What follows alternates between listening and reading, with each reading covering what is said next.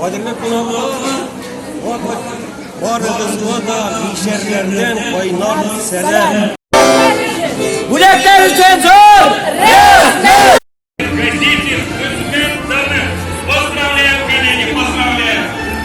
Sizning dürüst fikirleringiz, dürüst yazmalarınız bizim ertagi turmushimiz, hem endi ertagi turmushimiz sizin qo'lda. Shuning uchun sizning ishlaringizda o'ngishlar, sizning o'ngishlar ol bizning o'ngishlar bo'lacak.